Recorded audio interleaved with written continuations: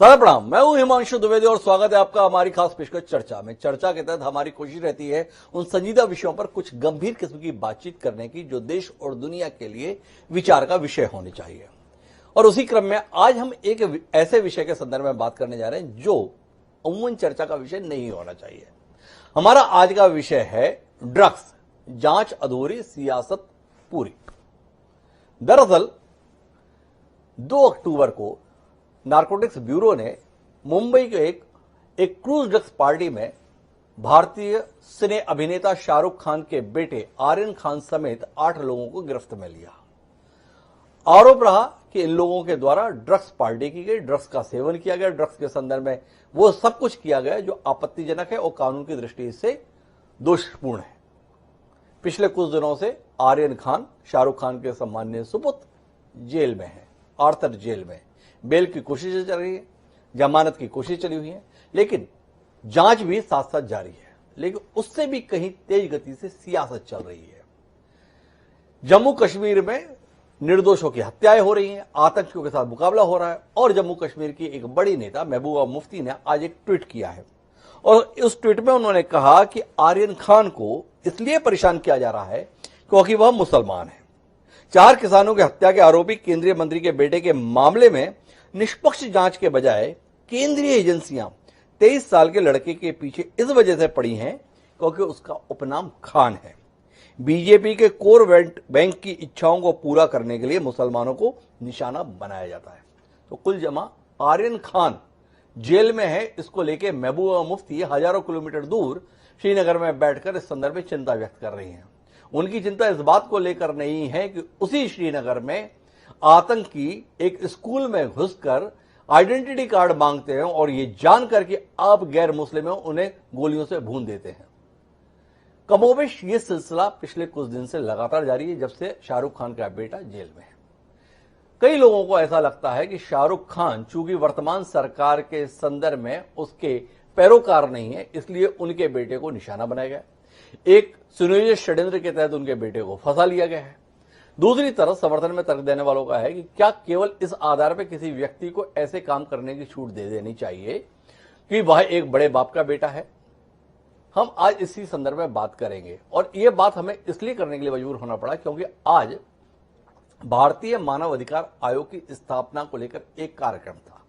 उस कार्यक्रम को देश के प्रधानमंत्री सम्माननीय नरेंद्र मोदी जी के द्वारा संबोधित किया गया और नरेंद्र मोदी जी ने इस संदर्भ में एक बड़ी महत्वपूर्ण टिप्पणी की। उन्होंने विपक्ष पर तंज कसते हुए कहा कि एक ही प्रकार की किसी घटना में कुछ लोगों को मानव अधिकार का हनन दिखता है और वैसी किसी दूसरी घटना में उन्हें मानव अधिकार का हनन नहीं दिखता। इस प्रकार की मानसिकता भी मानवाधिकार को बहुत ज्यादा नुकसान पहुंचाती है। मानवाधिकार का बहुत ज्यादा हनन तब होता है जब उसे राजनीतिक रंग से देखा जाता है, राजनीतिक चश्मे से देखा जाता है। तो समझने की कोशिश करेंगे कि आर्यन खान के संदर्भ में, ड्रग्स के संदर्भ में, नारकोटिक्स ब्यूरो की कार्रवाई के संदर्भ में क्या सब कुछ राजनीतिक दृष्टि से हो रहा है। समझने की कोशिश ये भी करेंगे कि मुंबई में जिस एनसीपी के सहयोग से सरकार है उसके सम्मानीय मंत्री नवाब मलिक भी लगातार नारकोटिक्स ब्यूरो की कार्रवाई पर सवाल उठा रहे हैं। उनका मानना है कि सब कुछ एक षड्यंत्र के तहत है। वास्तविक दोषियों को तो छोड़ दिया जाता है और चिन्हित लोगों को निशाना बनाया जाता है। उन्होंने प्रमाण देते हुए ये कहा कि भाजपा से जुड़े हुए लोगों को इस घटना के अंदर छोड़ दिया गया पर शाहरुख खान के बेटे को शामिल कर लिया। तो कुल मिलाकर इस मामले की पड़ताल करते हैं, समझने की कोशिश करते हैं क्या इस देश में अब चेहरे देखकर ही कार्रवाई हो रही है या चेहरों को भूलकर कार्रवाई करने की चेष्टा हो रही है जिसके कारण से ये बौखलाहट हर तरफ दिखाई दे रही है। इस चर्चा का हिस्सा बनने के लिए कई खास मेहमान हमारे साथ मौजूद हैं, उनसे आपका परिचय कराते हैं और दिलचस्पी का विषय बन चुके देश में इस संदर्भ में कुछ वास्तविक तौर पर जमीनी बातचीत करने की कोशिश करते हैं। लेकिन इस सिलसिले को शुरू करें उससे पहले विचार सूत्र। तो हमारा विचार सूत्र ये कहता है कि I believe that every question between man and man is a religious question and that every social wrong is a moral wrong. अर्थात मेरा विश्वास है कि मनुष्य और मनुष्य के बीच का हर प्रश्न धार्मिक प्रश्न है और हर सामाजिक अपराध नैतिक अपराध है। हेलन केलर के द्वारा जो ये बात कही गई थी, क्या वर्तमान में हम हर विषय को धर्म के साथ जोड़कर ही अपनी चर्चा के केंद्र में नहीं ले आते हैं? इसकी रोशनी में अपनी बातचीत को आगे बढ़ाते हैं। हमारे साथ इस चर्चा का हिस्सा बनने के लिए विनोद वाघ हैं, प्रवक्ता है महाराष्ट्र भारतीय जनता पार्टी के। हमारे साथ ब्रजमोहन श्रीवास्तव जी है, संजीदा प्रवक्ता है राष्ट्रवादी कांग्रेस पार्टी के। धनराज बंजारी जी भी आज खासतौर पर हमारे साथ जुड़े हैं। सेवानिवृत्त एसीपी हैं मुंबई पुलिस के, और साथ ही वरिष्ठ पत्रकार अभिमन्यु शितोले जी भी हमारे साथ जुड़ चुके हैं। आप चारों का स्वागत है। चर्चा की शुरुआत ब्रजमोहन श्रीवास्तव जी से करते हैं, और ब्रजमोहन श्रीवास्तव जी से शुरुआत करने की खास वजह है, महाराष्ट्र सरकार के अल्पसंख्यक कल्याण मंत्री हैं नवाब मलिक। उन्होंने कुछ बात कही, वो बात आपसे साझा करते हैं और उसके बाद में ब्रजमोहन श्रीवास्तव जी से उनकी राय समझने की कोशिश करते हैं। एक बार सुनिए नवाब मलिक क्या रहे हैं। इससे जो फिल्म इंडस्ट्री को लोगों पे बनाकर पूरी तरह से पब्लिसिटी का खेल इस मुंबई शहर में एनसीबी के द्वारा किया गया, और उसके पीछे का मोटिव है कि महाराष्ट्र की सरकार को बदनाम किया जाए, महाराष्ट्र को बदनाम किया जाए, बॉलीवुड को बदनाम किया जाए, और इस तरह की चीजें चल रही है। मैं आपको जिम्मेदारी से कह रहा हूं, पहले भी मैंने कहा था कि 1 महीने से ये खबरें फ्लोट की गई थी, जो क्राइम रिपोर्टर मुंबई शहर में है, कि अगला निशाना शाहरुख खान है। तो ये स्पष्ट तौर पर किसी नेता का नहीं बल्कि एक जिम्मेदार मंत्री का बयान है कि सब कुछ इरादतन है, टारगेटेड है। मुंबई की पुलिस के संदर्भ में, महाराष्ट्र की सरकार के संदर्भ में, शाहरुख खान के संदर्भ में सब कुछ योजनाबद्ध तरीके से किया जा रहा है। बॉलीवुड को बदनाम करने की भी कोशिश इसके अंदर शामिल है। ब्रजमोहन जी, सामने सामने घटना घटित हो रही है, एक बड़े बाप का बेटा होने के नाते आपको हर किस्म की छूट दे दी जाए, क्या इस नजरिए के साथ आपकी पार्टी और आपकी सरकार है? बहुत परेशान हो रहे हैं आप। एक 23 साल की उम्र के लड़के को गिरफ्तार क्यों कर लिया गया, ये जानते हुए भी कि उसके ऊपर कितने गंभीर किस्म के आरोप हैं? क्या साबित करना चाहते हैं आप?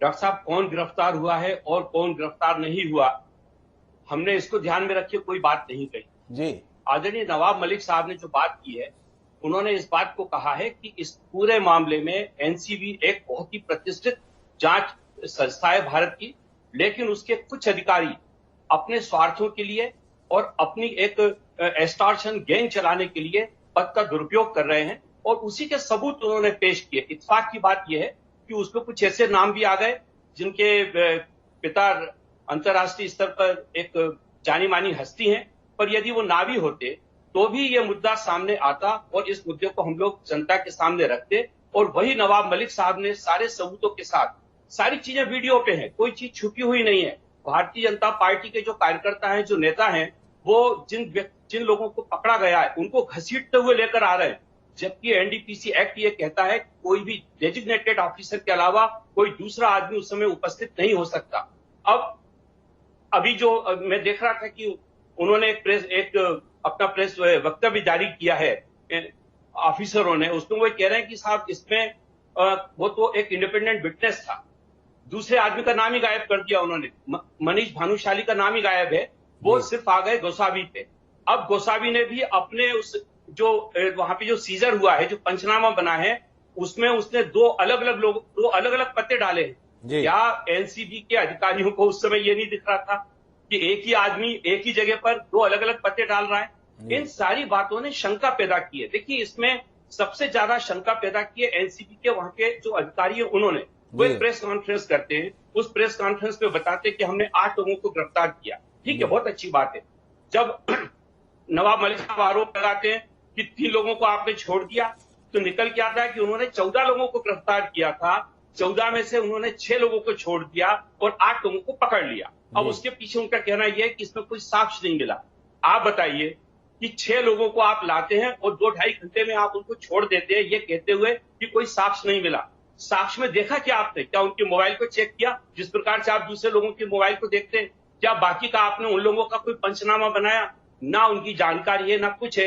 अब उसमें इत्तेफाक से एक आदमी वो निकलता है तो जो भारतीय जनता पार्टी के चुनाव चिन्ह पर लड़ा हुआ एक अधिकृत भारतीय जनता पार्टी का प्रत्याशी था, उसका बहनोई ही निकलता है उसमें। बात ये आ रही है कि आखिर ऐसा क्या कारण है कि खाली भारतीय जनता पार्टी के जो नेता हैं उनकी उपस्थिति है, या एक ऐसे व्यक्ति की उपस्थिति है जिसके पीछे ऑलरेडी उसके एब्सकॉन्डिंग की रिपोर्ट डली हुई है, जिसने ऊना जैसी जगह में लोगों के साथ चीटिंग की है, और वो सारे केस चल रहे हैं। तो मैं ये जानना चाहता हूं, और हम लोगों ने इस बात को कहा है, इसी बात से ये सारा मुद्दा उठ रहा है। एक तरफ इनके डायरेक्टर साहब दिल्ली से बोलते हैं, उन्होंने एक राष्ट्रीय चैनल को कहा कि हमारे लोग इस पे पिछले 3-4 महीने से काम कर रहे थे और जी। इसकी जानकारी हमको सीआईएसएफ से मिली थी। जी। अब और जो मनुष भानुशाली कहता है कि साहब ये जानकारी मैंने दी। अब प्रश्न ये उठता है कि जानकारी आखिर दी किसने, और जो इन्फॉर्मर है, आप उस इन्फॉर्मर को आपने इतना मौका क्यों दे दिया कि वो उन लोगों को जिनको आपने पकड़ा है उनको घसीटता हुआ आपके एनसीबी के ऑफिस में लेकर आ रहा है? क्या उस समय आप सीआईएसएफ के लोगों की मदद नहीं ले सकते थे? और बड़ी इंटरेस्टिंग बात यह है कि जो मुंबई पुलिस का एंटी नार्कोटिक सेल है वो बहुत ही सक्रिय सेल है। आप देखिए कि 130 दिन में उस नार्कोटिक सेल ने करीब करीब 40 करोड़ की जो नशीली पदार्थ है उनकी जब्ती की, और इन्होंने 130 दिन में कितनी की? 13 ग्राम 20 गोलियां। और फिर उन्होंने इस बात की भी घोषणा की कि भारत में पहली बार समुद्र के अंदर एनसीबी ने छापा डालकर पकड़ा। सच्चाई यह है कि वो लोग प्लेन, वो जो शिप था वो तो वहीं खड़ा हुआ था, वो पोर्ट से निकला ही नहीं है, वो 12 घंटे बाद निकला है। और इनकी पूरी जब्ती पोर्ट की, इंटरनेशनल क्रूज पोर्ट क्यों हुई है, लेकिन घोषणा किस प्रकार से कर रहे थे? समुद्र के अंदर। इन सारी बातों ने एनसीबी के इन अधिकारियों के इस प्रकार के स्टेटमेंट और इस प्रकार की बातों के कारण शक पैदा हुआ। जब शक पैदा हुआ, उसके पीछे, चूंकि हम लोग राजनीतिक पार्टी हैं, हम लोगों के भी अपने सूत्र हैं, और हम एक बात बता दें आपको डॉक्टर साहब, हम लोग हिंदुस्तान को नशीली दवाओं से मुक्त करना चाहते हैं, लेकिन साथ ही साथ हम भ्रष्टाचार से भी मुक्ति चाहते हैं। ये नहीं हो सकता कि कोई व्यक्ति पद की आड़ में, सत्ता की आड़ में भ्रष्टाचार करे और उसके ऊपर आवाज ना उठाई जाए और उससे वो बचने का काम करे। ये मुद्दे थे। इन्हीं मुद्दों को ध्यान में रखते हुए नवाब मलिक साहब ने अपनी जिम्मेदारी निभाई है, और मैं सोचता हूं कि पूरा देश इस बात को बहुत ही गंभीरता से देख रहा है। तभी आपने आज इस पे चर्चा रखी है। ब्रजमोहन जी, मैंने तो चर्चा इसलिए रखी क्योंकि महबूबा मुफ्ती ने यह कहा है हिज नेम इज खान, इसलिए सारी कहानी बन गई। आपसे जानना चाहता हूं, इत्तेफाक रखते हैं आप इस बात से? नवाब मलिक भी बोल रहे हैं हमारे पास जानकारी थी अगला टारगेट शाहरुख खान। क्यों? क्या दुश्मनी है शाहरुख खान से ऐसी? डॉक्टर साहब एक बात बता दूं, जो भी राजनीति करने वाले लोग हैं ये उनका दायित्व है, और इस दायित्व को राष्ट्रवादी कांग्रेस पार्टी और महाराष्ट्र की आघाड़ी सरकार का हर व्यक्ति बेहतर तरीके से समझता है कि अपराधी की कोई जाति नहीं होती, अपराधी अपराधी है जी। जहां तक महबूबा जी ने जो कही है बात, देखिए महबूबा जी को तो 2.5 साल तक भारतीय जनता पार्टी ने अपना मुख्यमंत्री बना के रखा, तो ये दोनों के रिश्ते इतने पुराने हैं और ये लोग एक दूसरे के बारे में बेहतर तरीके से जानते हैं। तो उन्होंने क्यों कहा है, इसका जवाब तो मैं सोचता हूं महबूबा मुफ्ती से लेना बेहतर होगा। पर मैं एक बात जरूर कहना चाहता हूं, इस मुल्क में किसी को भी सरनेम से या जाति के आधार पर ये नहीं देखा जाता कि वो अपराधी है या नहीं। आप देखिए इस वाले मामले में भी 8 लोग जो पकड़े गए हैं उसमें बाकी के 7 लोग तो दूसरे जाति के, तो हम लोग तो पूरे 8 लोगों की बात कर रहे हैं, हमने किसी एक आदमी की बात नहीं की। लेकिन चूंकि भारतीय जनता पार्टी का एक जो मीडिया सेल है तरह तरह की खबरें फैलाने का काम करता है, ये तो उसकी तरफ से हुआ है और वो अपने कर रहे हैं, करने दीजिए उनको, उनका काम, वो अपना काम कर रहे हैं, हम लोग अपना काम कर रहे हैं, और आने वाले दिनों में कोर्ट इस बात को तय करेगा कि कौन सही था कौन गलत था। ब्रजमोहन जी, आप इतनी आसानी से महबूबा मुफ्ती के बयान से पल्ला झाड़कर निकल क्यों जाना चाहते हैं? कुछ कहने से डर क्यों रहे हैं? क्या भय आपको जो आप कहने से डर रहे हैं? मेरा सीधा सवाल है, इस देश के एक जिम्मेदार राजनेता ने यह बयान दिया है, आप इतना कह कि 2.5 साल उनके साथ मुख्यमंत्री रहे हैं, तो माननीय शरद पवार भी भाजपा के साथ में मंत्री के तौर पर पर्याप्त लंबा समय काटे हैं, तो आपसे बात करना बंद कर दे, आपसे सवाल करना छोड़ दे, भाजपा से जुड़े हुए मसलों पर आपकी सहमति को नजरअंदाज कर दे। थोड़ा कहिए तो सही कि महबूबा मुफ्ती का यह बयान सही या गलत, देश में खान हो जाना, मुस्लिम हो जाने के कारण से टारगेट किया जा रहा है, ये बात सही या गलत, कुछ तो कहिए। डॉक्टर साहब, आपने मेरी बात की सुनी, मैंने आपसे कहा कि हम उनके बयान से सहमत नहीं हैं। इस मुल्क में किसी भी व्यक्ति को, किसी भी अपराधी को सिर्फ इसलिए नहीं देखा जाता कि वो किसी जाति या समाज का है। अगर उसने अपराध किया है तो उसको पकड़ना चाहिए, उसके खिलाफ कार्रवाई होनी चाहिए। इत्तेफाक नहीं रखते हैं महबूबा मुफ्ती के बयान से, लेकिन इस कार्रवाई के प्रति उनकी ना इत्तेफाकी, उनके सवाल हैं मेरे पास। मैं भारतीय जनता पार्टी के प्रवक्ता विनोद वाघ उनके पास जाना चाहता हूं, लेकिन उससे पहले क्योंकि पूरे एनसीबी की कार्रवाई को सवालों के घेरे में लेकर आए हैं ब्रजमोहन श्रीवास्तव, तो धनराज बंजारी जी मेरे साथ में हैं, अनुभवी पुलिस अधिकारी रहे, उनसे समझने की कोशिश करते हैं। गुनाह कर दिया नारकोटिक्स ब्यूरो ने, एक कोशिश की कि ड्रग्स के संदर्भ में अगर किसी की संलिप्तता है तो उनको पकड़ा जाए, कोशिश की कि इसके रैकेट पर निगाह डाली जाए। बॉलीवुड जिससे प्रेरित होकर इस देश के लाखों युवा अपनी जिंदगी का रहन सहन तय करते हैं, अगर उस बॉलीवुड के अंदर ड्रग्स को लेकर कहानी है और उस कहानी को खोजने की, सार्वजनिक करने की और खत्म करने की कोई कोशिश चल रही है, नजरअंदाज की जानी चाहिए, आपत्तिजनक माना जाना चाहिए, उसके संदर्भ में सवाल उठते ही रहने चाहिए। थोड़ा रोशनी देंगे वजीर साहब, कहानी क्या है? एक व्यक्ति चर्चित होने के लिए ये सब कर रहा है, जैसा समीर वानखेड़े के संदर्भ में लोग आरोप लगा रहे हैं, या वाकई मामला गहरा है और गहरे मामले की पड़ताल में ऐसी कहानियां सुनते रहनी चाहिए?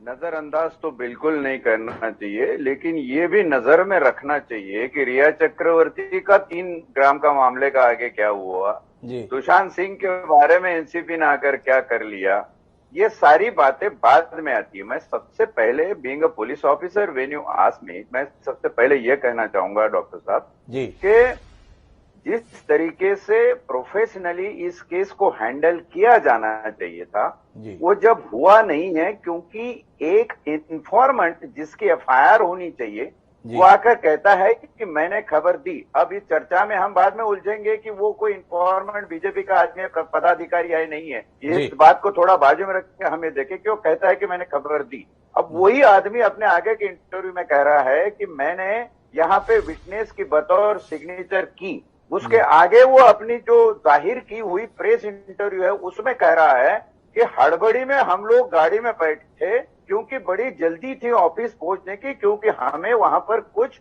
विटनेस या डॉक्यूमेंट साइन करने के थे।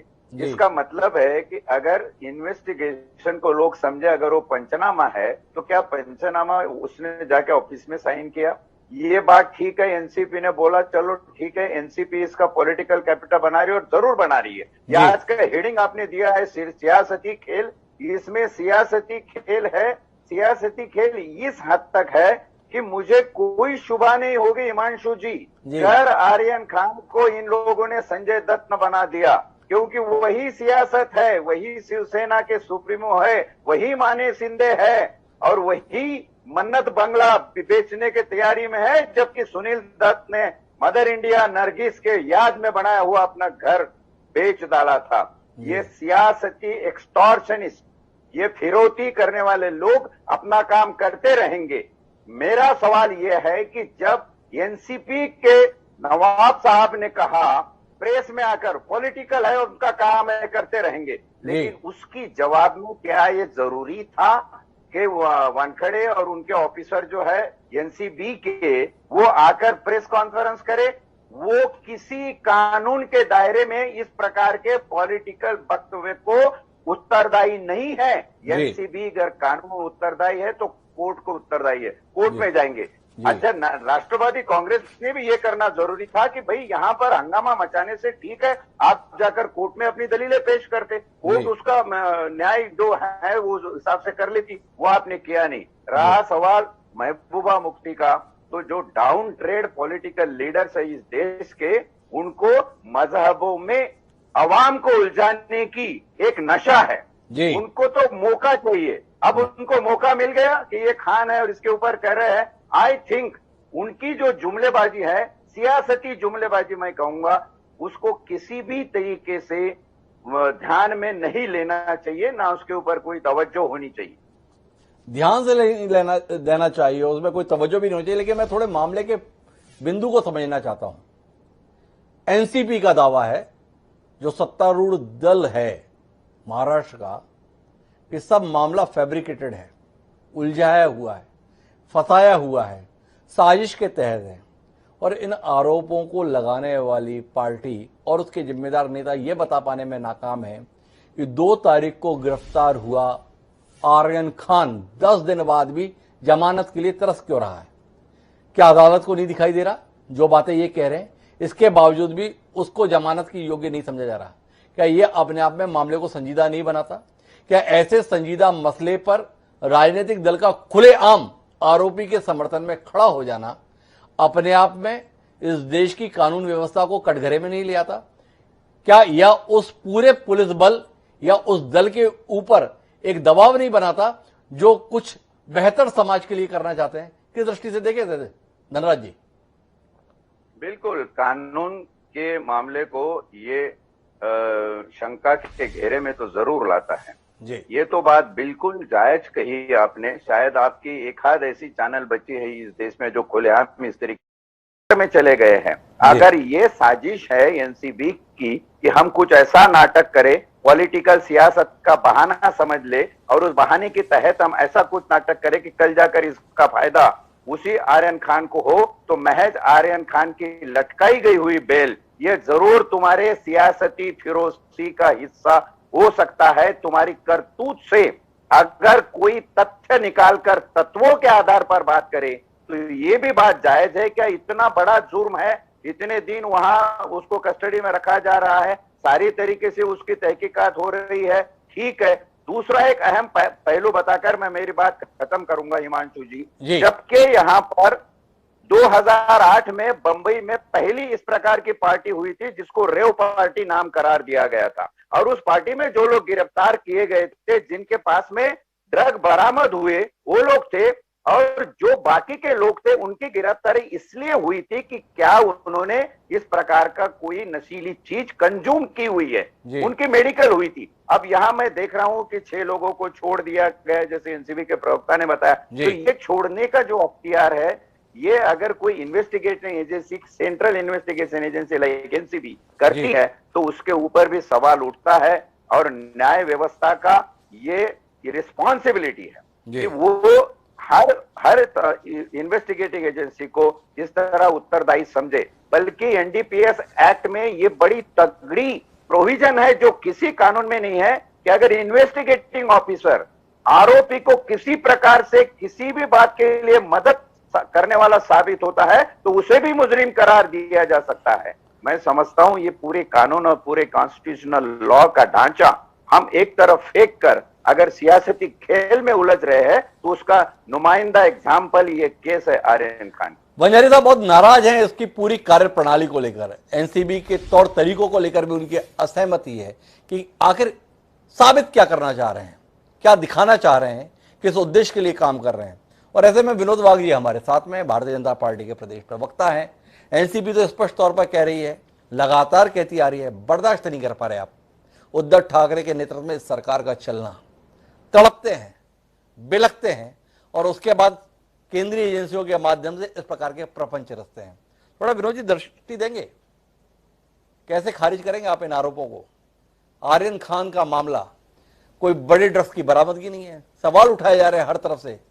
3000 किलो हेरोइन एक एयरपोर्ट में पकड़ी जाती है, उसके दोषियों को तो पकड़ने में कोई सफलता मिलती हुई आपको दिखती नहीं। और 3 ग्राम, 5 ग्राम, 12 ग्राम, 20 ग्राम की पुड़ियों को लेकर आप आसमान पर उछलते हुए दिखाई देते हैं। कुछ कहना चाहेंगे विनोद जी इस उपलब्धि पर? एनसीबी एक स्वतंत्र जांच एजेंसी है और जो इस देश में जो गलत होता है उसके ऊपर कार्रवाई करना उनका हक है, उनका काम है जी। यहाँ पर भी जो गलत हो रहा था उसके ऊपर उन्होंने कार्रवाई की। अगर कार्रवाई की तो क्यों की, ऐसा सवाल उठाया जाता है। कार्रवाई नहीं की तो क्यों नहीं की, ये भी सवाल उठाया जाता है। और जो लोग इस बात पर सवाल उठाते हैं जी, क्योंकि यहाँ पर बोला जा रहा है कि शाहरुख खान का लड़का वो खान है इसलिए उनके ऊपर कार्रवाई की गई, मगर जो लोग उसमें शामिल है वो कोई भी रहे, उसमें हर एक जाति का, हर एक धर्म के बहुत सारे लोग थे, तो सबके ऊपर कार्रवाई की गई, सबकी इंक्वायरी वहां पर हुई और जो जो लोग दोषी है उनके ऊपर कार्रवाई वहां पर हो रही है। इसीलिए सिर्फ आर्यन खान के ऊपर कार्रवाई हुई और बाकी लोगों को छोड़ दिया, ऐसा नहीं हुआ। जो जो लोग इनमें दोषी है वो सबके ऊपर कार्रवाई हो रही है। इसलिए खान नाम पकड़ के उसके ऊपर कार्रवाई हो रही है, ये बोलना बहुत गलत है। अरे बोल कौन रहा है? महबूब मुफ्ती और जो 370 को लेके, धारा 370 को लेके जिनको आपत्ति है जी, ये लोग ऐसा ही बोलेंगे, क्योंकि इनको देश में मजहब में झगड़ा लगाना, मजहब में दंगा फैलाना और उसके ऊपर राजनीति करना, यही इनका धंधा है। मगर अभी ये बातें सब चलने वाली नहीं है। ये हिंदुस्तान के लोग, भारत के लोग सब जानते हैं, ऐसे लोगों को यहाँ पे कोई उनको यहाँ पे मिलने वाला नहीं है। ये सब लोग दुनिया के सामने आ चुके हैं। ऐसे लोग बार बार जो सवाल उठाते हैं, उन्होंने पहले अभी यहाँ पर एनसीपी के प्रवक्ता ने कहा था, राष्ट्रवादी कांग्रेस के हमारे जो मित्र है, उन्होंने कहा था कि इस देश में नशा पानी, चरस, गांजा, अफू जो कुछ है जो युवाओं को बिगाड़ रहा है वो बंद होना जरूरी है। अगर वो बंद होना जरूरी है तो यहाँ पर ऐसी कार्रवाई भी होना जरूरी है। उसमें कौन शामिल है, किस धर्म का आदमी शामिल है, किस धर्म का लड़का शामिल है, किस जात का लड़का शामिल है, ये बात वहां पर मायने नहीं रखती। थोड़ा तथ्यों पे बात करेंगे, जहां पर भी गलत हो वहां कार्रवाई होनी चाहिए। बहुत अच्छी बात आप बोल रहे हैं, पर कार्रवाई चेहरे देखकर क्यों हो रही है, सवाल इसमें उठ रहा है। गिरफ्तार करके 14 लोग लाए जाते हैं, 8 लोग धर लिए जाते हैं, 6 लोग छोड़ दिए जाते हैं। सवाल है कि आखिर ऐसा क्यों? नवाब मलिक नामों के साथ, तथ्यों के साथ बता रहे हैं ऐसा किया गया, भाजपा से जुड़े हुए लोगों को छोड़ दिया गया, बाकी को धर लिया गया। क्या कहते हैं आप इस संदर्भ में? क्या आप माथे देखकर तिलक लगा रहे हैं? स्वतंत्र एजेंसी है एनसीबी। इस देश में कौन सी एजेंसी स्वतंत्र है? सब इस देश के कायदे कानून के तहत हैं। कोई प्रधानमंत्री कार्यालय के अधीन होती है, कोई देश के गृह मंत्रालय के अधीन होती है। तो आप ये तर्क दे दें स्वतंत्र एजेंसी है, यकीन कर लेंगे? नवाब मलिक का तो काम ही है, क्योंकि नवाब मलिक को मालूम है महाराष्ट्र के मंत्री जिस तरह से भ्रष्टाचार में एक एक मंत्रियों का नाम आ रहा है, उससे ध्यान भटकाने के लिए, उससे ध्यान हटाने के लिए नवाब मलिक ऐसे कुछ स्टेटमेंट बीच बीच में करते रहते हैं। उनको मालूम है कि अगर ऐसे कुछ स्टेटमेंट किए नहीं तो महाराष्ट्र में जो कार्रवाई होती जा रही है, जो अलग अलग नाम, अलग अलग भ्रष्टाचार सामने आ रहे हैं, इनका भांडा फूट जाएगा। इसलिए वो बीच बीच में ऐसे कुछ स्टेटमेंट देते रहते हैं। और रही बात नाम देख के या धर्म देख के करने की, तो अभी यहाँ पर पंजारी साहब ने यहाँ पर बोला है कि जिसको कुछ आपत्ति हो वो कोर्ट में जा सकते हैं, कोर्ट का दरवाजा वहां पर खटखटा सकते हैं, कोर्ट में जाके कुछ गलत हुआ है तो न्याय की मांग वहां पर कर सकते हैं। ये देश कोर्ट के ऊपर, न्याय के ऊपर, कानून के माध्यम से चलता है। तो अपने लिए अपने हक के लिए यहाँ पर कोर्ट है, आप कोर्ट में जा सकते हैं और कोर्ट में जाकर तो कोर्ट में जाइए और वहां से अपने पक्ष में फैसला करा लीजिए। यहाँ पर क्यों जबरिया में जो है समय खराब करने की जरूरत है? विनोद बागजी की बातचीत के मायने ही है। को हस्तक्षेप करने जा रहे हैं बंजारी साहब, एक बार उनका हस्तक्षेप सुनते हैं और फिर अभिमन्यु शितोलो जी के पास चलते हैं और उनसे इसके राजनीतिक और सामाजिक मायने समझने की कोशिश करते हैं। जी बंजारी साहब, आप कुछ हस्तक्षेप करना चाह रहे थे? हाँ, मैं सिर्फ एक बात विनोद जी को कहना चाहता था कि स्वतंत्र का अर्थ होता है स्वायत्त, स्वायत्त का अर्थ होता है ऑटोनॉमस। और हमारे देश में तुम्हारी मालूमात के लिए बता दूं कि कोई भी जांच एजेंसी ऑटोनॉमस नहीं है, गृह मंत्रालय के अंडर है, राज्य के गृह मंत्रालय के अंदर और केंद्र की केंद्रीय गृह मंत्रालय के अंदर होती है। तो ये हमारा मानना बहुत ज्यादा भोलापन दिखाना होगा कि यहाँ की जांच एजेंसी स्वतंत्र है। मेरे भाई, ऐसा नहीं है, बिल्कुल भी ऐसा नहीं है। कोई जांच एजेंसी स्वतंत्र रूप से रहे ऐसी कोई स्थिति किसी संदर्भ में नहीं है। लेकिन मैं अभिमन्यु शितोले जी आपसे थोड़ा गंभीर किस्म की बात करना चाहता हूं। एक रोचक विषय पर आपकी टिप्पणी चाहिए। आर्यन खान एक मासूम है, 23 साल का बच्चा है, युवा है, बड़े स्टार का बेटा है, इसलिए निशाने पर ले लिया गया। मुंबई फिल्म जगत से जुड़े हुए तमाम कलाकारों ने उनके समर्थन में बयान दिए हैं। संजय गुप्ता बोल रहे हैं शाहरुख खान को मैं वर्षों से जानता हूं, बिना बोले वो सबकी मदद करते हुए, उनका बेटा ऐसा कर ही नहीं सकता। शत्रुघ्न सिन्हा पैरवी में बोल रहे हैं, सुनील शेट्टी पैरवी में बोल रहे हैं, सब बता रहे हैं इतना भला परिवार, इतने भले लोग, इतना संस्कारी बच्चा कैसे ये सब कर सकता है। एक अभिमन्यु शितोले जी, आप तो जहीन पत्रकार हैं, आप बताएं आपको कहीं बयान मिला जिसमें शाहरुख खान ने यह कहा हो मेरा बच्चा बेकसूर है, मेरा बच्चा इस मामले में शामिल नहीं था, मेरे बच्चे को फंसाया गया है, मेरे बच्चे के साथ जाति की जा रही है। बतौर पत्रकार आपसे समझना चाहता हूं कि शाहरुख खान को छोड़ नवाब मलिक से लेकर महबूबा मुफ्ती तक सब छाती पीट रहे हैं। क्या हो रहा है इस देश में, क्या हो रहा है महाराष्ट्र में? क्या कहते हैं आप इस संदर्भ में?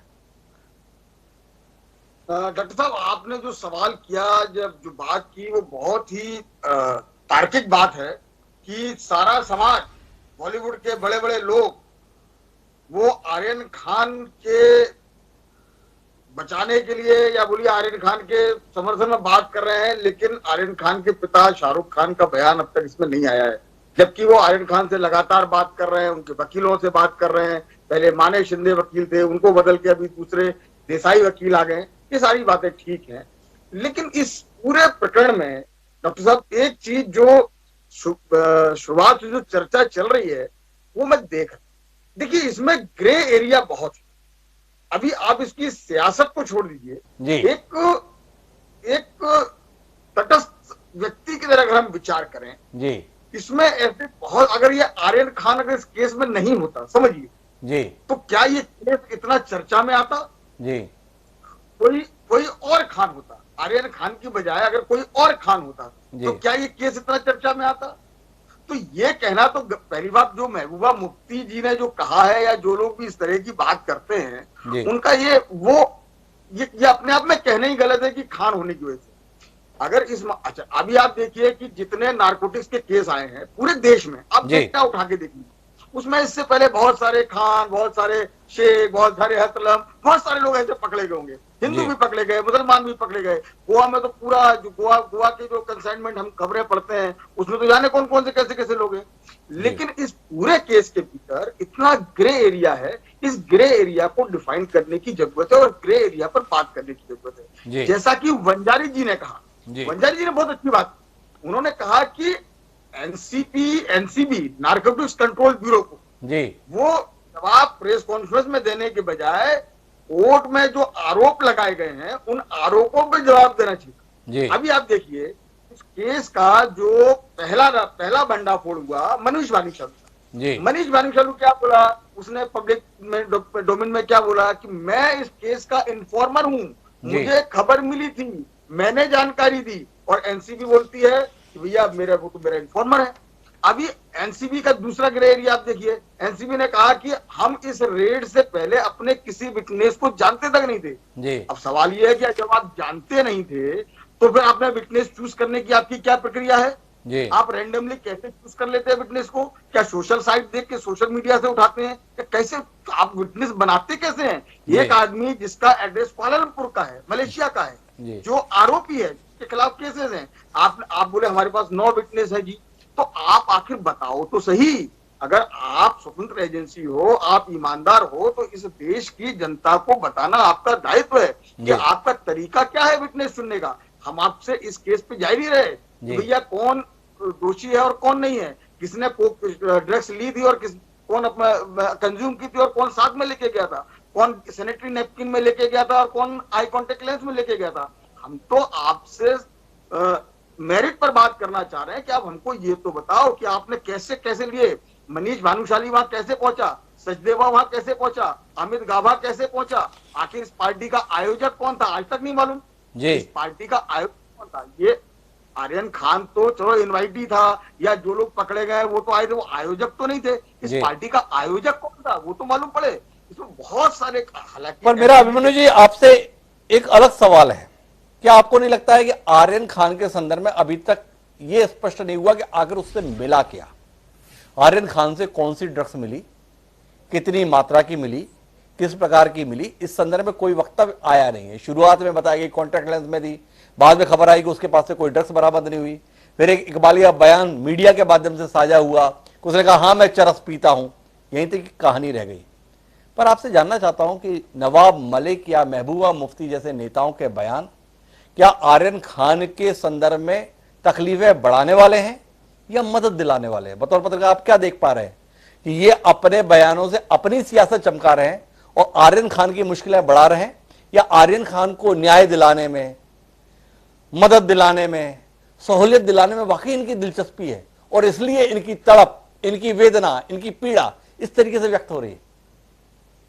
हिमांशु जी देखिए, इसमें तो कोई दो राय नहीं है कि चाहे वो नवाब मलिक हो या कोई और लोग हों जो इसके समर्थन में है, जो विरोध में है, वो चमका तो अपनी राजनीति रहे, इसमें कोई दो राय नहीं। हमदर्दी आर्यन खान से किसी को नहीं है, उनको अपनी राजनीति पड़ी है। जहां तक आपने कहा कि आर्यन खान की मदद हो रही है, आर्यन खान की तकलीफें बढ़ रही हैं, तो मैं एक पत्रकार के तौर पर यह मानता हूं कि भारत की जो न्याय प्रणाली है वहां तो कम से कम वो तो इस मामले में इतना मस्तिष्क अपना यूज करती है कि कौन किस पर्पज से क्या कर रहा है। अदालतों में इन बातों का कोई अर्थ नहीं है कि किसने क्या आरोप लगाया और किसने क्या नहीं लगाया। अदालत को जो सबूत अदालत के सामने पेश किए जाएंगे उसके आधार पर निर्णय ले। अब आर्यन खान के वकील अगर नवाब मलिक ने जो वीडियोस दिखाए हैं उनको सबूत के तौर पर वहां पेश करते हैं और अदालत को उनमें तथ्य नजर आता है, तो निश्चित तौर पर उसका आर्यन खान को मदद मिलेगी। और अगर आर्यन खान को उन वीडियो से कोई मदद नहीं मिलती तो आप समझ लीजिए उसको कोई फर्क नहीं पड़ना। फैसला जो होगा वो न्याय की कसौटी पर जो होगा वो तथ्यों और सबूतों को देखकर होगा, किसी के आरोपों। अभिमन्यु थोड़े आदर्श स्थिति में नहीं आप कि आपने कहा कि अदालतों को इससे फर्क नहीं पड़ता, अदालतें इस अनुसार व्यवहार करेंगी, पर एक आर्यन खान को फंसाया जा रहा है, ये एनसीबी पे सीधे आरोप है। क्या इसके मद्देनजर एनसीबी दबाव में नहीं आएगी? क्या एनसीबी के लिए अब ये प्रतिष्ठा का प्रश्न नहीं बन रहा है कि ये इनके इन प्रकरण हमें साबित करना है हमने जो किया सही किया, इसलिए आर्यन खान अब तो छूटना नहीं चाहिए? क्या इस प्रकार से ये मुश्किल बढ़ने वाली नहीं है? हम सामान्य लोक व्यवहार की बात कर रहे हैं अभिमन्यु जी, आप देश दुनिया को देखे हुए हैं, क्या आपको नहीं लगता है मुश्किलें बढ़ा रहे हैं ये लोग? बिल्कुल बिल्कुल एनसीबी पे दबाव बनेगा, लेकिन मेरा यह कहना है कि एनसीबी भी या कोई भी जांच एजेंसी कोई दूध की धुली कोई नहीं है जी। सबके रिजर्वेशन है और सबके अपने अपने कॉर्नर्स हैं जी। कॉर्नर्स में जाके सब काम करते हैं, लेकिन इसका मतलब ये नहीं है कि जांच एजेंसी पर सवाल ना उठे। इसका मतलब ये नहीं है जांच एजेंसी पर सवाल नहीं उठे। लेकिन मैं वापस ब्रजमोहन श्रीवास्तव जी के पास लौटकर आता हूं। ब्रजमोहन जी, आपसे जानना ही चाहता हूं कि आप कोई विरोधी राजनीतिक दल नहीं है महाराष्ट्र में, सत्तारूढ़ राजनीतिक दल है, सत्ता में है, सरकार आपकी है। अगर आपके जिम्मेदार मंत्री जो अल्पसंख्यक विभाग के भी मंत्री हैं ये बता रहे हैं कि सब कुछ षड्यंत्र पूर्वक हुआ है, सब कुछ गैरकानूनी तरीके से अंजाम दिया गया, इस प्रकार से लोगों को छोड़ा गया, तो सरकार ने कोई कार्रवाई उन लोगों के खिलाफ की क्यों नहीं जिनके संदर्भ में आपके मंत्री आरोप लगा रहे हैं कि उन्होंने कानून तोड़ दिया, कानून का पालन नहीं किया, केवल बयानबाजी कर रहे हैं? फायदा कार्रवाई में है या बयानबाजी में, थोड़ा समझना मुश्किल है, आप समझाएंगे? देखिए, ये जो एक्ट है ये सेंट्रल एक्ट है जी, और इसके लिए ऑलरेडी एक डेजिग्नेटेड कोर्ट है और इसके डेजिग्नेटेड ऑफिसर्स जी, और उनका अपना अधिकार क्षेत्र है। राज्य शासन की भूमिका इस पे होती है, लेकिन राज्य शासन की भूमिका अंततोगत्वा इस एक्ट के ही माध्यम से। जी, तो इसलिए जो मुद्दा उठाना था वो मुद्दा इसलिए उठाना भी जरूरी था कि हम लोग इस बात को भी जानना चाहते थे कि आखिर ये जो एक हीरोशिप पैदा कर रहे हैं यहाँ के अधिकारी, छोटे छोटे लोगों को पकड़ते हैं, लेकिन ऐसे लोगों को पकड़ते हैं जो कि सेलिब्रिटीज हैं या जो समाज में महत्वपूर्ण स्थान रखते हैं, और उसके बाद ये भारतीय जनता पार्टी के उन कुछ चेहरों को सामने लाके ये बताना चाहते हैं कि एनसीबी का ये चेहरा है और इन लोगों की पहुंच हम तक है जी। अगर कोई परेशानी किसी को है, इन चेहरों से मिल लीजिए। ये चेहरे जो है रिश्ते के लिए तैयार बैठे हुए हैं। ये सारा मामला जब हम लोगों की समझ में आया तो निश्चित रूप से हमको लगा कि इसको पब्लिक डोमेन में डालना जरूरी है, और उसका परिणाम ये हुआ है कि बहुत से ऐसे लोग जो इनसे पीड़ित और परेशान है, जिनको इन्होंने बहुत बुरी तरह से हरास किया है, ऐसे बहुत सारे लोग, अनजान लोग संपर्क कर रहे हैं, जानकारियां दे रहे हैं। और मुझे ऐसा लगता है कि ये नवाब मलिक साहब ने बहुत जबरदस्त सामाजिक जो बुराई है उसके खिलाफ एक मुहिम छेड़ी है। देखिए, इसमें दोनों बातें, इसमें जहां तक एनसीबी की जो भूमिका है, एनसीबी एक अच्छी ऑर्गेनाइजेशन है, लेकिन ये कुछ तथाकथित लोग उस एक अच्छी ऑर्गेनाइजेशन को बदनाम कर रहे हैं। उनके ऊपर उंगली उठाना जरूरी था, जो उठाई गई है।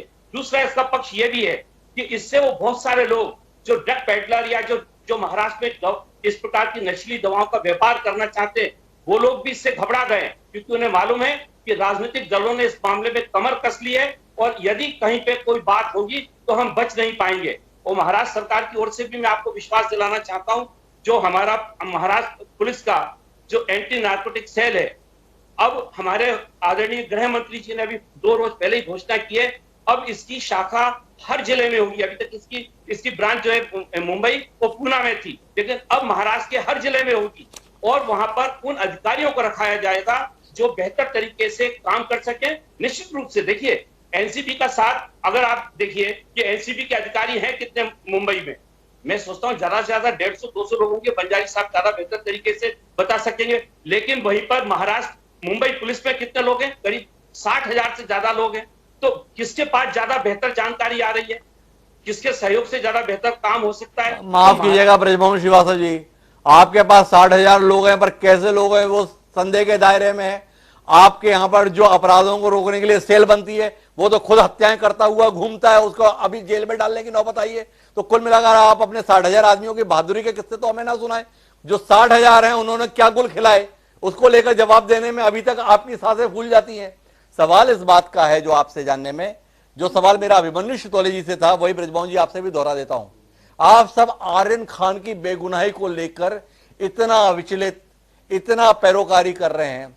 उस आर्यन खान के अपने पिताजी सम्माननीय शाहरुख खान अपने बेटे की बेगुनाही का एक वक्तव्य क्यों नहीं दे सके? ये सवाल है क्या ब्रजमोहन श्रीवास्तव के जहन में भी ये सवाल है? नवाब मलिक को बेगुनाह दिखाई दे रहा है जो आर्यन खान, शाहरुख खान को वो अपना बेटा आर्यन खान बेगुनाह क्यों नहीं लगता? सवाल है। कुछ कहेंगे ब्रजमोहन जी?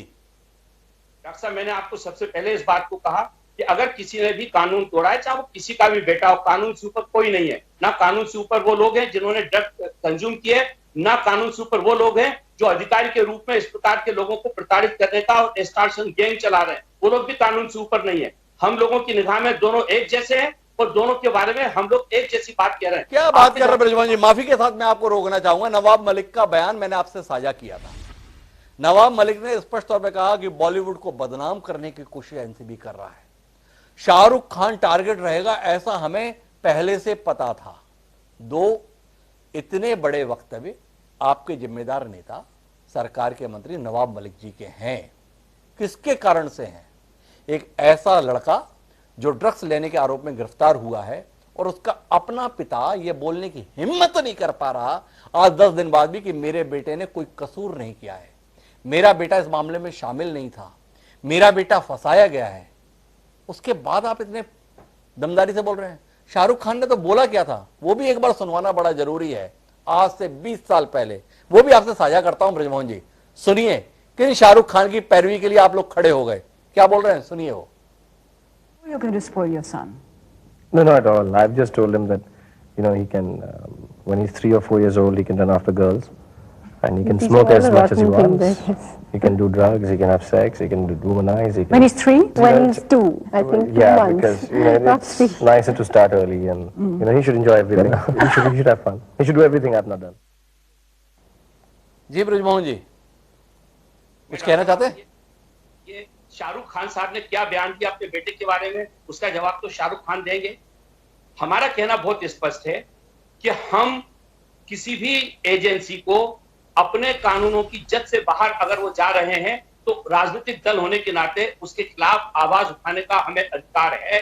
हम इस अधिकार के तहत आवाज उठा रहे हैं और आगे भी आवाज उठाएंगे। ब्रजमोहन जी जवाब नहीं दे पाए कि आखिर आर्यन खान की बेगुनाही के लिए तड़प रही राष्ट्रवादी कांग्रेस पार्टी है, महबूबा मुफ्ती इतनी बेकरार है, इतनी बेचैन है, उनके अपने पिता शाहरुख खान का मौन क्यों है?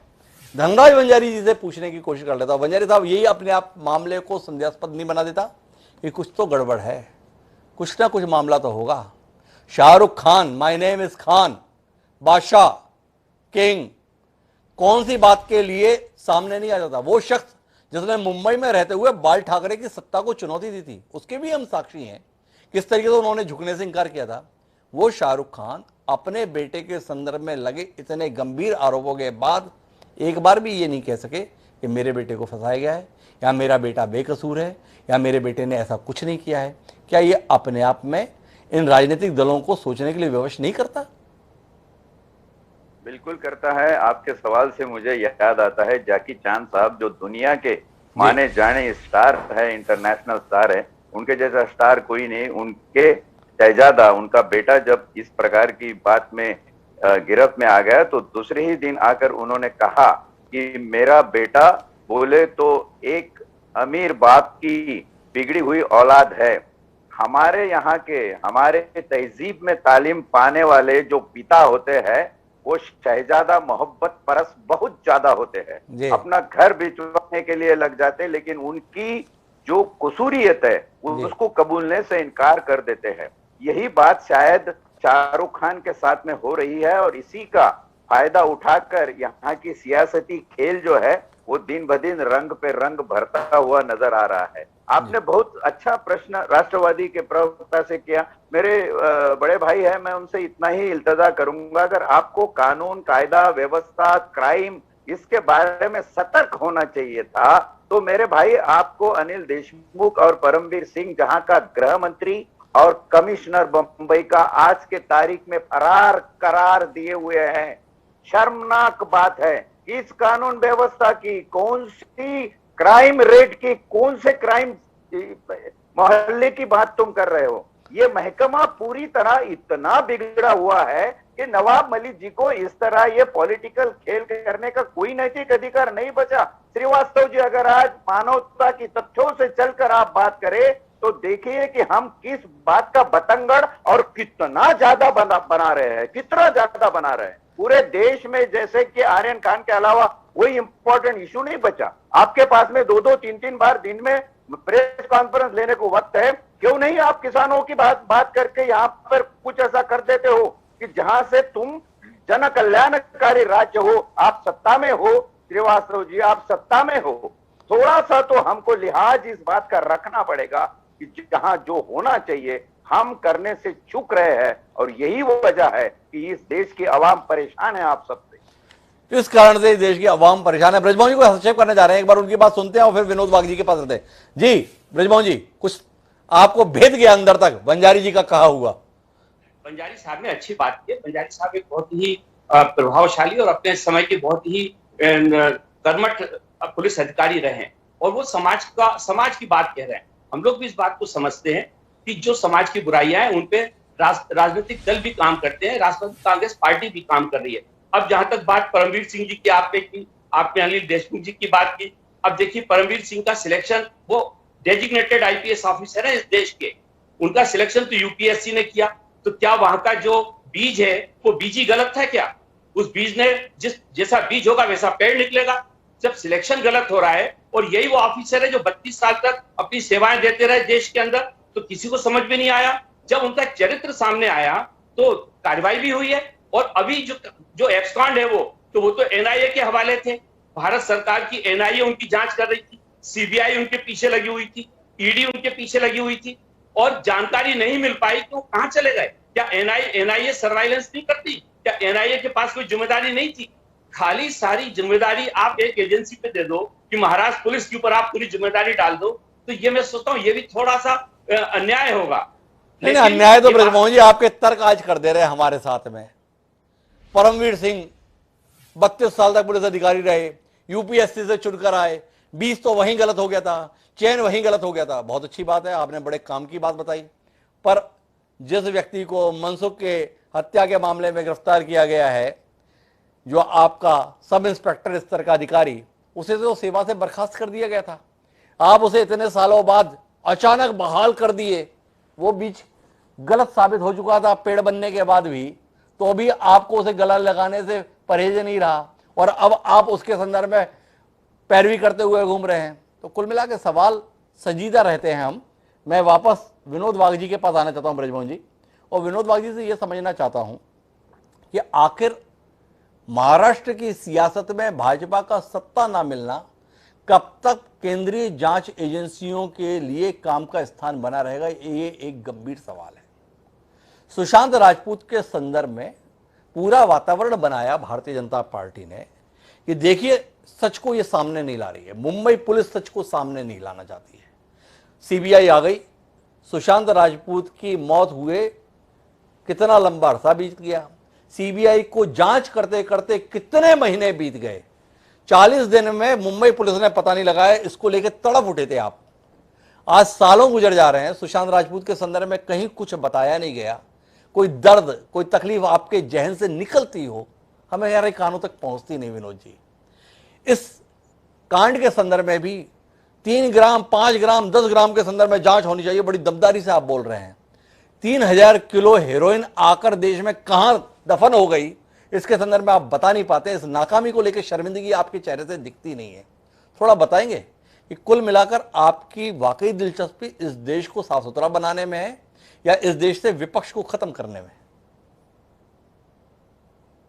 बिल्कुल देश को साफ सुथरा बनाने में है।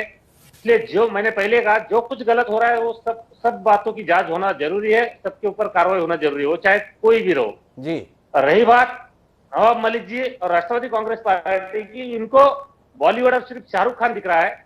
जब कंगना रनौत के ऊपर यहाँ पर गलत तरीके से राज्य सरकार कार्रवाई कर रही थी, तब तो ये चुप्पी छाने बैठे थे, तब इन्होंने एक लफ्ज आके सामने आके नहीं कहा। जब अभी यहाँ पर ज्यादा बारिश के कारण किसानों को नुकसान हुआ है, किसानों को भारी भरकम यहाँ पर नुकसान होते हुए दिख रहा है, सब किसान यहाँ पर डूब गए, तब उसके बारे में ये बोलने को तैयार नहीं है। मगर इनको सिर्फ शाहरुख खान के लड़के की पड़ी है और इनको सिर्फ राजनीति की पड़ी है। यहाँ पर जो कहा जा रहा है कि महाराष्ट्र में सिर्फ, जो मैंने पहले कहा था कि जो बार बार जो दूसरे केसेस यहाँ पर भ्रष्टाचार के निकलते जा रहे हैं, उनको दबाने के लिए ये सब इनकी बातें हो रही है। और रही बात आपके सवाल की, जी। तो हम नहीं चाहते कि कोई भी, वो चाहे सुशांत सिंह राजपूत की केस हो, चाहे कौन सी भी केस हो, हर एक केस यहाँ पर सुलझना जरूरी है। हर एक केस यहाँ पर सुलझ कर जनता के सामने आना जरूरी है, चाहे वो किसकी भी केस हो, और जो कुछ दोषी है उसको सजा यहाँ पर मिलना जरूरी है। तो विनोद बागी, आपसे जानना चाहूंगा, भारतीय जनता पार्टी ने सुशांत राजपूत केस का 40 दिन के अंदर मामले को न सुलझा पाने के कारण ये आरोप लगाया था कि मुंबई पुलिस काहिल है, ये सरकार काहिल है, ये सरकार नाकाम है, यहाँ की पुलिस नाकाम है। क्या विनोद बाग अब ये मानने के लिए तैयार हैं कि जो सीबीआई नाम की संस्था है उसमें कोई दम नहीं है, उस पर भरोसा करना व्यर्थ है, क्योंकि इतने महीने, इतने साल गुजर जाने के बाद भी वो आज तक सच को सामने नहीं ला पाई है? उतनी ही दमदारी से, उतनी ही स्पष्टता से, उतनी ही गर्मजोशी के साथ क्या विनोद बाग बोल सकते हैं? भरोसा बने कि आपकी दिलचस्पी वाकई सत्य के प्रति है, आपका आग्रह सत्य के प्रति है, आपका जीवन सच के लिए समर्पित है, कहेंगे विनोद जी? सीबीआई यहाँ पर उनकी जांच कर रही है, सीबीआई ने उनकी जांच यहाँ पर जल्दी जल्दी खत्म करना चाहिए, ये बात जरूरी है। मगर राज्य सरकार जिस तरह से उनकी जांच में बाधाएं डाल रही है, ये भी बात को यहाँ पर देखना जरूरी है। बहुत तरह से उनको अटकलें यहाँ पर की जा रही है, बहुत सी बाधाएं उनको डाली जा रही है, हर बात पर उनको रोका जा रहा है। मगर जिस बात से सीबीआई को यहाँ पर जो सत्य है वो सामने लाने में जरा सी परेशानी हो रही है, मगर सीबीआई ने जल्दी से जल्दी इस बात को सामने लाना जरूरी है। ये भी बात मैं यहाँ पर कह सकता हूँ, यहाँ पर बात कहना चाहता हूँ, सीबीआई ने जल्द से जल्द वो बात यहाँ पर सामने लाना जल्द से जल्द का विनोद जी आशय आपका? घंटे, दिन, सप्ताह, महीने, साल, 10 साल, शताब्दी, सहस्त्राब्दी, आशय क्या आपका? जल्दी से थोड़ा हमें स्पष्ट रहे, कितनी जल्दी आप चाहते हैं? उनके हिसाब से उन्होंने ये यहाँ पर जल्द से जल्द वो बात सामने यहाँ पर लाना जरूरी है। हम भी चाहते हैं, हम भी वही मांग कर रहे हैं कि जल्द से जल्द सत्य क्या है वो जनता के सामने आना चाहिए, जल्द से जल्द आना चाहिए विनोद बागी। लेकिन वो जल्द का मायने क्या है ये बताने के लिए तैयार नहीं है। मुझे अभिमन्यु शितोले जी के पास जाना है, लेकिन ब्रजमोहन जी फिर कुछ हस्तक्षेप करना चाह रहे हैं, एक बार सुन लेते हैं ब्रजमोहन जी क्या कहना चाह रहे हैं। जी ब्रजमोहन जी। मैं एक ही बात कहना चाह रहा था, विनोद भाई ने अभी किसानों का मुद्दा बोला जी। कल जब हम लोगों ने किसानों के हित में एक बंद का आयोजन किया तो वहां पे भारतीय जनता पार्टी ने अपने ऐसे समर्थकों को भेजकर लोगों के साथ मारपीट कराई, बसें तोड़वा दी, लोगों के साथ छीना छपटी करवा दी, जिससे कि वो आंदोलन बदनाम हो सके। तो इनको किसानों की बात कहने का कोई हक ही नहीं। जहां तक बात सीबीआई की आप करते हैं तो आप देखिए कि सीबीआई महाराष्ट्र में सिर्फ और सिर्फ उन्हीं मामलों में बहुत ज्यादा रुचि ले रही है जिससे कि महाराष्ट्र सरकार की छवि प्रभावित हो सकती है। इसके अलावा कोई भी सकारात्मक सोच, सकारात्मक तरीके से काम उनके सामने आता ही नहीं है। जहां तक बात एनसीबी की, मैं एक और बात कहना चाहता हूं। आपने चूंकि कहा कि मुद्रा पोर्ट के ऊपर 3000 किलो हेरोइन पकड़ी गई, आज तक एनसीबी ने वहां गुजरात में कोई छापा नहीं डाला किसी के यहाँ। 3000 करोड़ के लिए उन्होंने जाकर ये तक नहीं पूछा कि आखिर ये 3000 करोड़ का इन्वेस्टमेंट किसका है, क्योंकि वो कोई छोटी मोटी खेप नहीं थी। 25,000 करोड़ का माल जब आया है तो उसके लिए कहीं ना कहीं पैसे दिए गए होंगे, और इतना ह्यूज मनी, इतनी भारी भरकम पैसे देने की क्षमता चुनिंदा ही लोगों में है, लेकिन उसकी तरफ कोई एनसीबी ने ध्यान नहीं दिया। पर 13 ग्राम के लिए, 20 गोलियों के लिए वो इतने ज्यादा सक्रिय है और इतनी ज्यादा पब्लिसिटी हंगरी हो गए हैं कि हर दिन प्रेस कॉन्फ्रेंस कर रहे हैं, हर दिन प्रेस नोट जारी कर रहे हैं, वीडियो जारी कर रहे हैं। तो ये मैं कहता हूं कि तो उनका कुल मिलाकर ब्रजमोहन जी के बातचीत का मायने यह है कि एनसीबी की दिलचस्पी वाकई इस देश से ड्रग्स खत्म करने में है या प्रोजेक्ट बने रहा है। एक बार उनकी बात सुन लेते हैं, क्योंकि फिर मुझे अभिमन्यु शितोले जी से इस बातचीत का समापन करना है। जी विनोद जी। नहीं, अभी जो किसानों की बात वो कर रहे थे, उनको क्या हक है किसानों के बारे में बोलने का? मावल, महाराष्ट्र में मावल में जो गोलीबारी उन्होंने की थी और किसानों की हत्या की थी, वो क्या किसानों के बारे में बोल सकते हैं? और जो उत्तर प्रदेश के किसानों के ऊपर बोल रहे हैं, महाराष्ट्र में जो अभी किसान मर रहे हैं, महाराष्ट्र में किसानों का जो नुकसान हुआ है, उनको अभी तक अपने 1 रुपया मदद नहीं दी, उनको कोई सहायता नहीं की। और एक तो भाजपा और राष्ट्रवादी कांग्रेस पार्टी के लिए बड़ा मुफीद हो गया है इस ड्रग्स से जुड़े हुए मुद्दे से बचने के लिए अब किसानों को लेकर बातचीत करना, क्योंकि ड्रग्स को लेकर जो सवाल हैं दोनों पार्टियों के पास में, उनके जवाब देने को लेकर थोड़ी तंगी है। मैं वापस अभिमन्यु शितोले जी आपके पास आना चाहता हूं, क्योंकि दोनों जिम्मेदार राजनीतिक दल अब ड्रग्स से बचना चाहते हैं और ये देश भी ड्रग्स से बचना चाहता है। लेकिन एक बड़ी महत्वपूर्ण टिप्पणी जो की गई थी नवाब मलिक के द्वारा वो ये कि बॉलीवुड को बदनाम करने की कोशिश है। क्या वाकई ड्रग्स का बॉलीवुड में कोई स्थान नहीं है? और ये सारा प्रपंच जबरिया बॉलीवुड को परेशान करने के लिए, हैरान करने के लिए, अपने आप को सुर्खियों में लाए जाने के लिए रहता है। क्या इस आधार पर अपराध की गुणवत्ता को कमतर कर दिया जाए कि 1 किलो मिलना ज्यादा गंभीर मामला है, अगर 10 ग्राम 20 ग्राम आप रखते हैं तो चलेगा, कोई दिक्कत नहीं है, इतना तो बनता है। क्या कहते हैं अभिमन्यु जी? डॉक्टर साहब, आपने जो लाइन खींची है ना, वो लाइन इतनी जबरदस्त है कि आप देखिए कि इस बात से कोई इनकार नहीं कर सकता कि बॉलीवुड में जितना ड्रग्स का सेवन या प्रचलन है उतना शायद ही कहीं और होगा। उसकी एक कहानी है, उसकी वजह यह है कि बॉलीवुड के लोगों के पास ही इतना पैसा है जो इतनी महंगी ड्रग्स खरीद के कंज्यूम कर सकते हैं। इस देश का आम आदमी तो मतलब उनको खरीदने की कोशिश भी नहीं कर सकता, उसको मालूम भी नहीं कहाँ मिलता है। इनके सारे पते ठिकाने, चैट्स, इनकी कंज्यूमिंग, कौन लाता है, कौन देता है, कौन पहुंचाता है, कौन होम डिलीवरी करता है, सब इन्हीं लोगों के पास। इसलिए ये कहना तो सरासर गलत है कि बॉलीवुड को बदनाम करने की कोशिश की जा रही है। बॉलीवुड तो ड्रग्स के लिए ऑलरेडी बदनाम हो गया। सुशांत सिंह केस में हमने देख लिया कि कैसे कैसे लोग आए, लेकिन सवाल ये है कि आज ड्रग का आपको पता चल रहा है कि यहाँ ड्रग बिक रही है, यहाँ ड्रग बिक रही है। मुंबई में एनसीबी को नहीं मालूम है कि गली गली मोहल्ले मोहल्ले में ड्रग्स बिक रही है। सवाल ये है कि आप चेहरा देख के कोशिश मत करिए, आप जहां से आपको सुर्खियां मिलती है वहां कोशिश मत करिए। अगर आपको ड्रग्स का मुंबई से और महाराष्ट्र से और पूरे देश से अगर उच्चाटन करना है तो पहले जो केंद्रीय एजेंसियां हैं, ड्रग्स कहाँ हिंदुस्तान में तो नहीं बनता, आता तो बाहर से है। मुंद्रा पोर्ट पर 3000 किलो ड्रग्स उतरा, मुंबई एयरपोर्ट पर 125 करोड़ का ड्रग्स पकड़ा गया। ये ड्रग्स आता बाहर से है।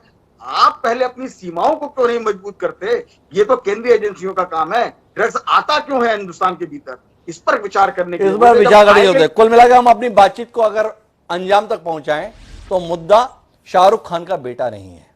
जो लोग ये बात कर रहे हैं कि इस केस में शाहरुख खान के बेटे के खिलाफ कार्रवाई केवल इसलिए है कि उसका नाम आर्यन खान था, तो उनको जानकारी होनी चाहिए कि इसमें बाकी जो नाम है वह है नुपुर सारिका, स्मित सिंह, मोहक जायसवाल, विक्रांत छोकर, गोमित चोपड़ा, अरबाज मर्चेंट। तो इतने नाम जो शामिल हैं, इनके पीछे तो कोई खान नहीं है, इनके पीछे तो कोई हुसैन नहीं है, पर फिर भी उनके खिलाफ मामले दर्ज हुए हैं। तो कम से कम अपराधों के मामले में धर्म के आधार पर पहचान साबित करने की कोशिश ना की जाए, बेहतर होगा। उन आतंकियों के साथ अपनी एजेंसियों को खड़ी मत कीजिए जो स्कूल में घुसकर आइडेंटिटी कार्ड मांग रहे हैं कि आपका धर्म क्या है, उसके आधार पर आपका जिंदा रहना या न रहना वो तय करेंगे। पर इससे भी इतर महत्वपूर्ण बात यह है कि ड्रग्स जैसे मसले पर राज्य और केंद्र की एजेंसियां एक दूसरे की सहयोगी होनी चाहिए, ना कि एक दूसरे की दुश्मन। राजनीतिक प्रतिद्वंदिता के चलते ये जो सिलसिला शुरू हो रहा है वो इस देश को भी खराब करेगा और इस देशवासी के लोगों को भी खराब करेगा। उम्मीद है कि सियासत की दौड़ से बचते हुए हमारी एजेंसियां और जिम्मेदार लोग कुछ ऐसा करेंगे जिसमें देश और समाज का भला हो, बजाय इसके कि वो केवल अपने भले की चिंता करें। आप सभी मेहमानों का बहुत बहुत धन्यवाद हमारे साथ इस चर्चा का हिस्सा बनने के लिए। समय है अब आज के शेर का। धर्म मजहब को लेकर जो बातें कही जा रही है उसी को समर्पित हमारा आज का शेर। ये कहता है, जो लोग इस प्रकार की बात करते हैं उनके लिए कमाल का शेर हमें मिला है कि जहालत रोग था जो दिल के अंदर, कि जहालत रोग था जो दिल के अंदर, वही मजहब हमारा हो गया है। अहमद शनास ने क्या कमाल की बात हमारे मन के स्तर पर बनी हुई बीमारी के लिए कही। जितने भी राजनेता इस प्रकार की जहरीली बात करें उनको ये शेर याद करना चाहिए और उसके साथ अपना आईना देखना चाहिए। आज की बातचीत में केवल इतना ही। कल फिर मिलेंगे नए विषय के साथ। मुझे दीजिए आप। ताला पड़ा।